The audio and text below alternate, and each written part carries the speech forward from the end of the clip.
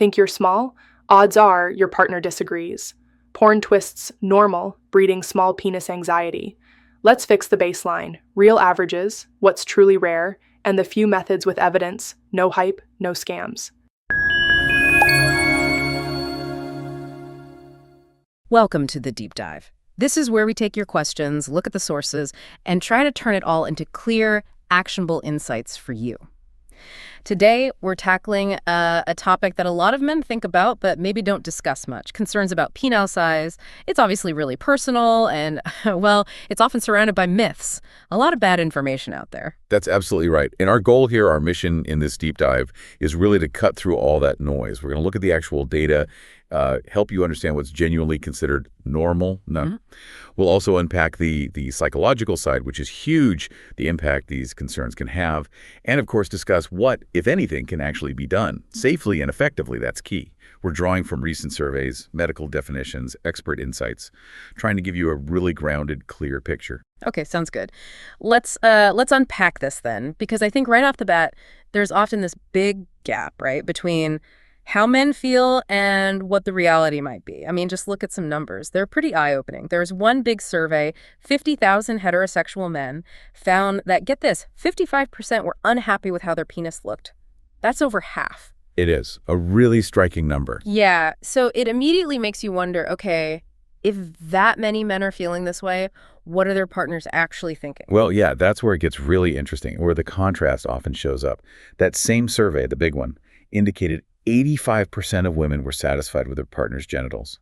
85%. That's a huge difference from the 55% of men who are unhappy. It is. Now look, it's important to be nuanced here.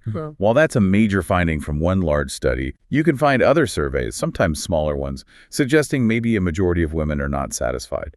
It really highlights how, the way a survey is done or even just how a question is phrased can really change the results you get. Sure, methodology matters. Definitely. But generally speaking, the idea that most partners are deeply critical, it's not always backed up by the broader data we have. Okay, so if a large majority of partners, or at least a significant portion, are satisfied, why do you think so many men carry this deep unhappiness, this dissatisfaction with themselves?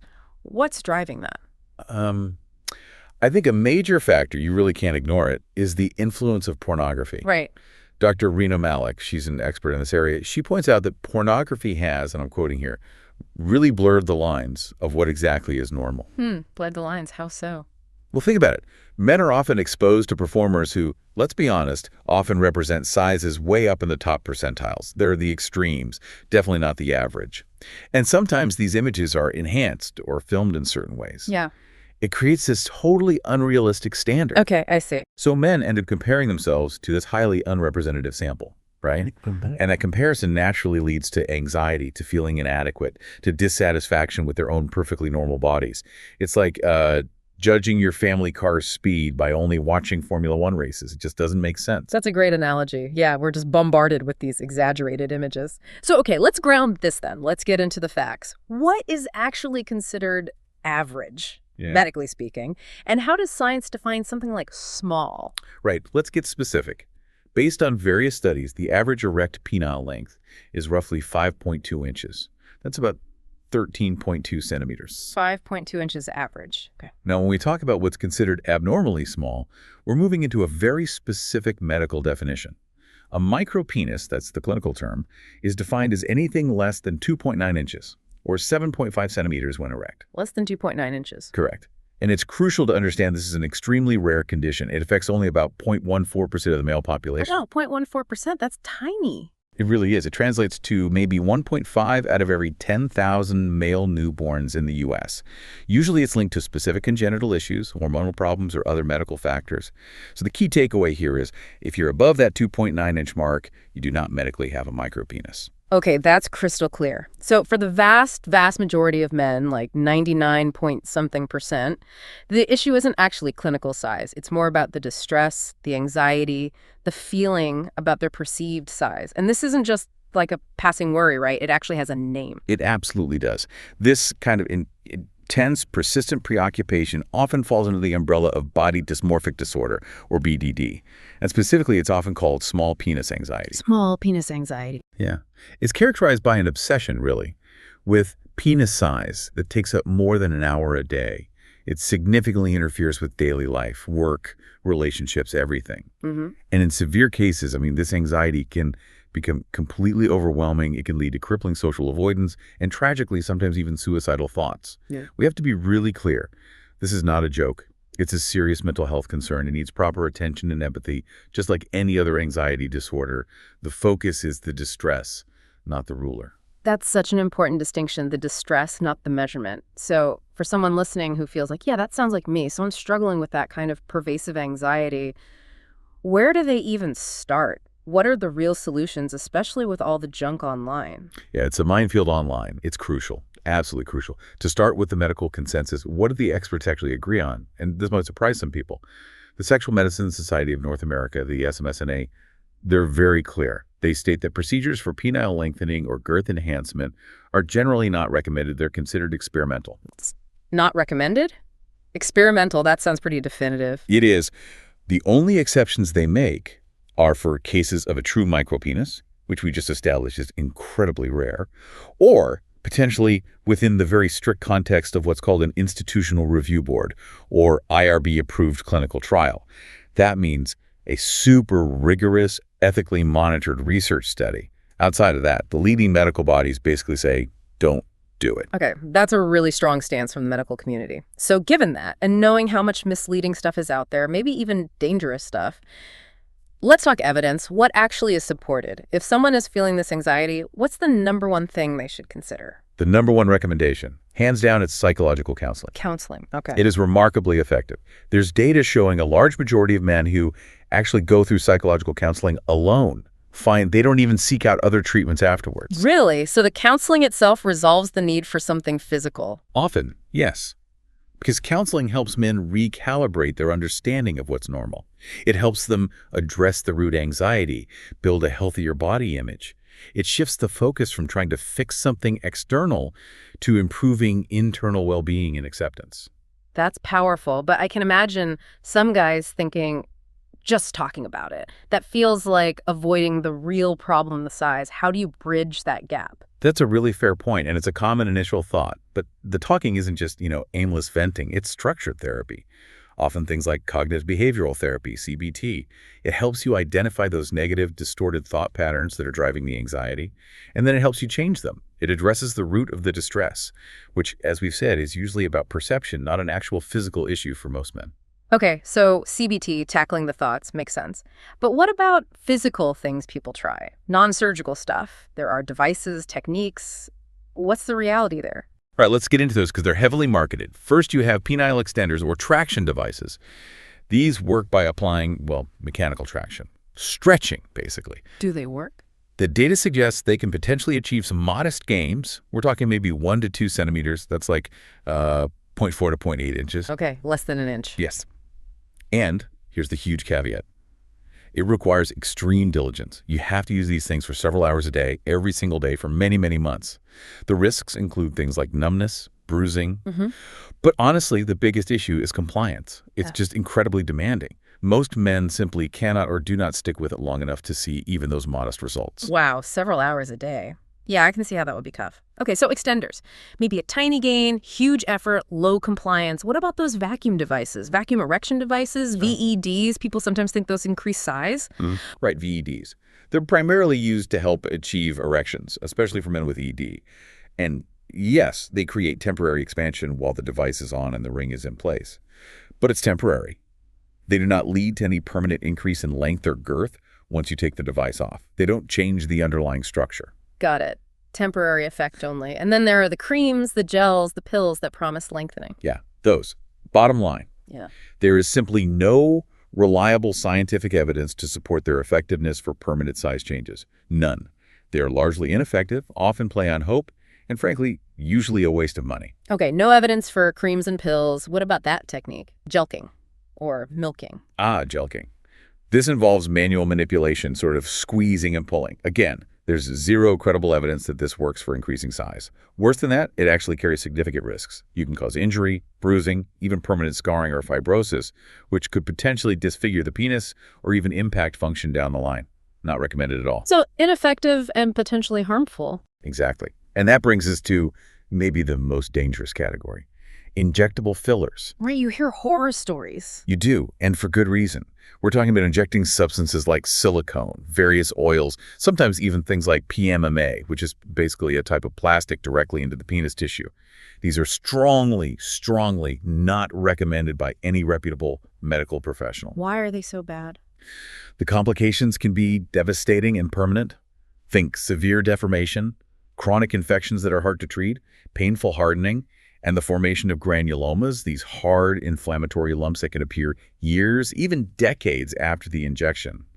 Trying to fix the damage from these injections is incredibly difficult, sometimes impossible, and the results can be truly life-altering in a negative way. It's just shocking that these things are even offered, let alone that people try them given those risks.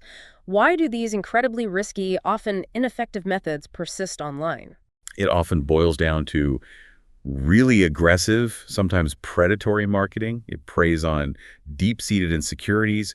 People are distressed, they're looking for a solution, maybe feeling desperate, and they see these promises of a quick fix.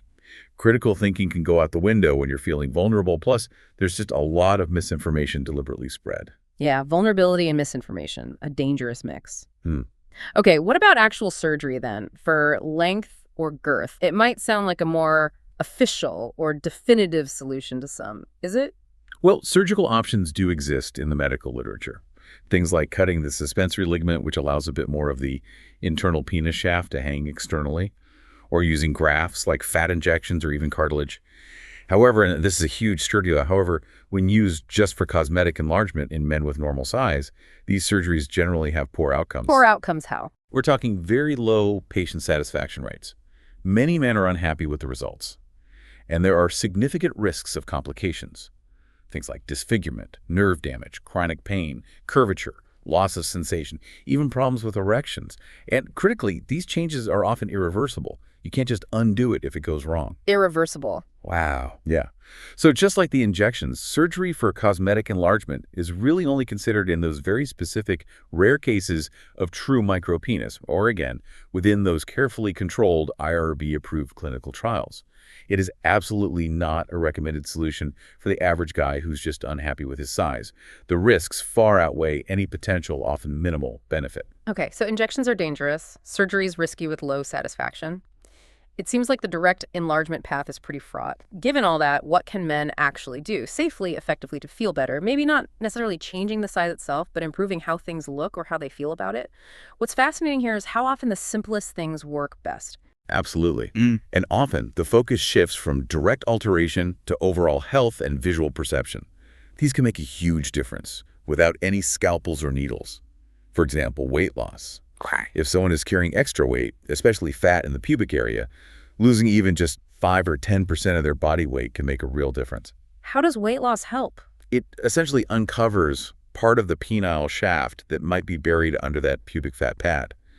The penis itself isn't getting longer, but more of it becomes visible. It can visually appear longer. Right. You're just revealing more of what's already there. That makes sense. Uncovering what's hidden. Simple. Simple, safe, and has tons of other health benefits too. Another really straightforward thing is grooming. Grooming, like trimming pubic hair. Exactly. Just trimming or neatening the pubic hair can visually enhance the perceived length. It removes the, surrounding bushiness that might obscure the base. And posture, don't underestimate it.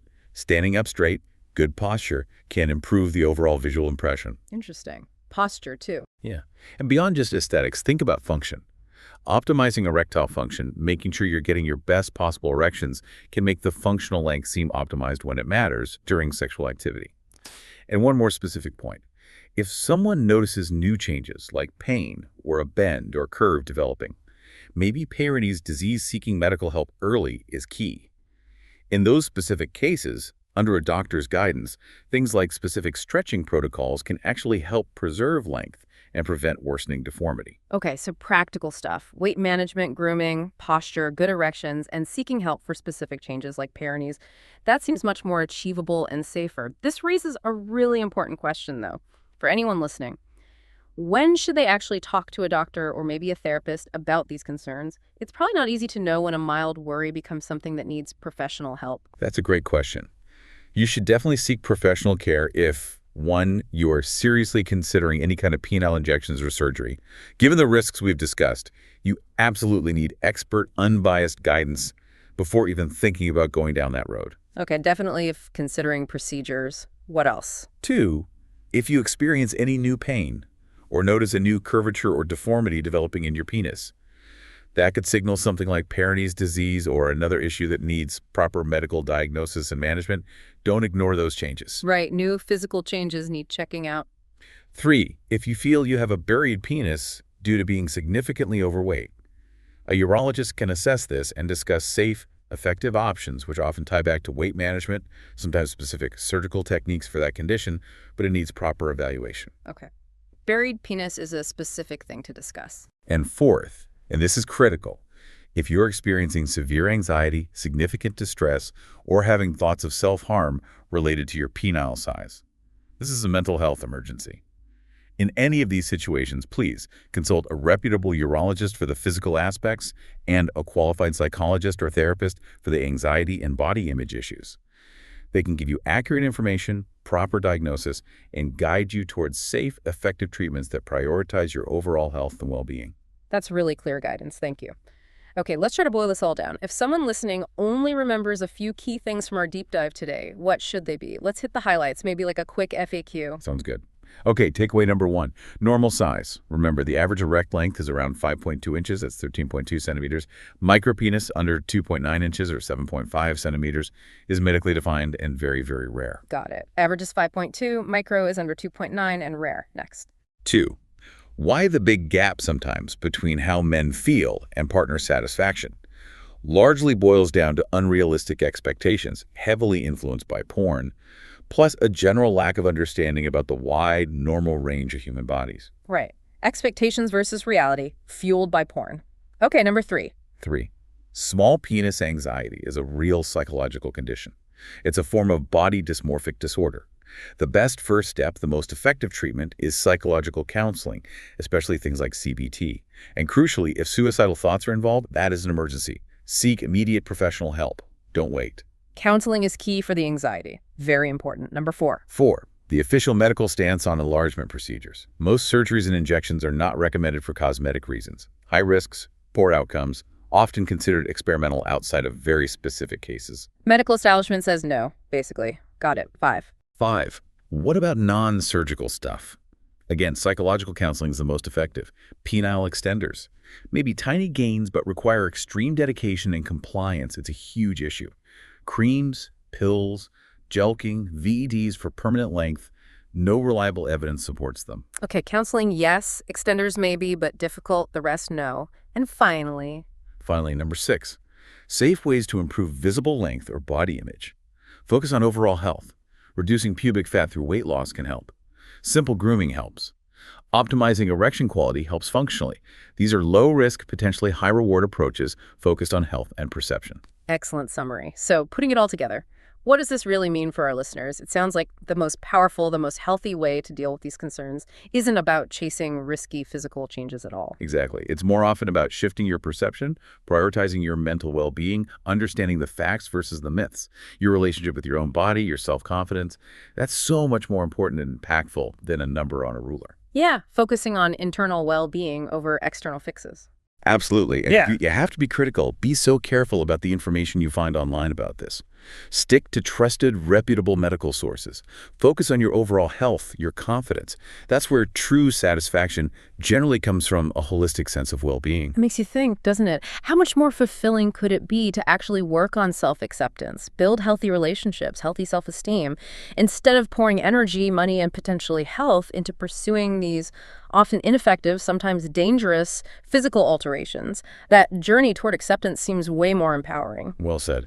And just the important reminder, this deep dive, everything we've discussed, is for educational purposes only. It is absolutely not a substitute for professional medical advice or care. If you have concerns, please see a qualified healthcare professional.